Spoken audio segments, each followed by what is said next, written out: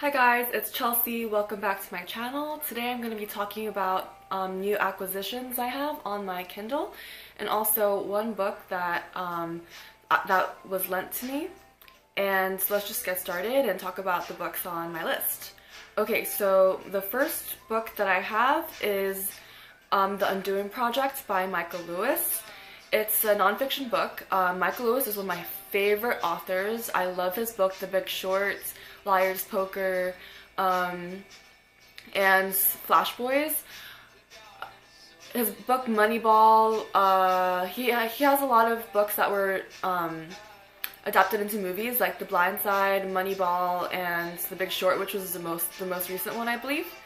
Anyway, so this book is about behavioral economics and behavioral psychology. I'm at 9% right now, so I'm not really that deep into the book, so I can't really say much about it. Right now, it's about how behavioral psychology and behavioral economics affects picking NBA drafts. That's pretty much the extent of my knowledge of the book. That's all I've read so far. The next book I have is Stealing Fire by Stephen Kotler and Jamie Wheel. This one is about altered states and altered consciousness, and how it's kind of like a shortcut to achieving creativity, innovation, transcending the normal human experience, and also about collective thinking. And it just goes into a lot of detail. They interview, people like the guitarist of Maroon 5. They explore the connection of religion and altered consciousness, the kinds of obstacles that psychedelics have faced in terms of being accepted in mainstream society, things like that. So far I'm at 22%, again not that much progress, but I'm working on it. It's a really interesting book so far and I'm enjoying it. The next book I have is How to Be Parisian Wherever You Are, Love, Style, and Bad Habits, and it's written by 4 women. I probably am going to pronounce their names wrong, so here goes. Anne Berest, Audrey Dewan, Caroline de Maigret, and Sophie Moss. It's terrible. I finished this book. It's pretty much about how to be a Parisian woman wherever you are, just like the essence of being a woman in Paris.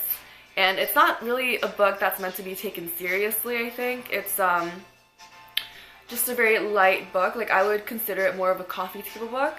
I started reading this book, I flipped through it a couple years ago at my friend's house when it just came out, and my friend bought like a hardcover copy of it.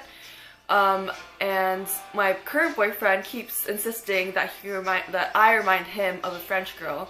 So I decided to pick up my own copy of it and kind of just read it, see how I feel about it, and it's actually inspired me to write my own kind of like tidbits of myself, because this gives advice.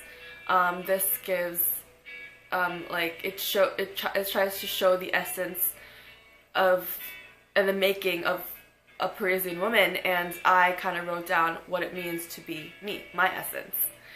So that was a really fun project that was inspired by that book. Another book I have is Down Below, written by Leonora Carrington. This is a memoir of a surrealist artist and writer who was eventually put into a mental asylum during World War II. And I'm at 47%, and it's a really short book. It's not a long read, so I'm probably gonna get through it pretty soon. But it's written in a very matter-of-fact kind of way. She doesn't have any pity for herself despite her circumstances, and I think that's a really cool way of writing things. Writing a novel and a memoir. And yeah, it's interesting to see her perspective on her struggle, written in a very, very just almost cold and detached sort of way, as if someone is narrating it for her and they have no sympathy for her, something like that. Okay. And the last book that I have on my Kindle is In Cold Blood by Truman Capote. I'm not sure how to pronounce his last name, but this is my first true crime novel, and I'm at 4% because I'm honestly not really that interested.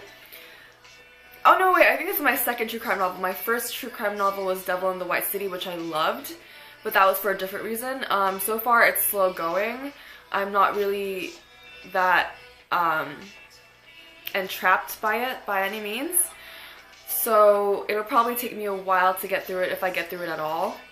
But it's obviously, it's a really well-known book. It's about the murders of a family in Kansas, I believe. Yeah, in a farming town in Kansas. And that's pretty much it for what's new on my Kindle. What I have a physical copy of is Albert Huxley's The Perennial Philosophy. This was lent to me by my current boyfriend, and it's one of his favorite books, so obviously I want to read it. It's basically about all the world religions and their similarities, and how I think I summed it up pretty well just with that one sentence. It's just about, from Taoism to Christianity, it covers all bases, and it talks about all of them in a very philosophical sense. I'm excited to read this. I haven't really read much of it, but the only book I read of Huxley's is Brave New World, which is one of my favorite books of all time.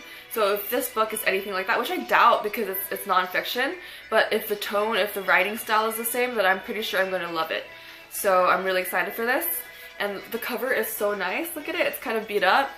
This crease is my fault. I'm sorry, Michael. Michael's my boyfriend.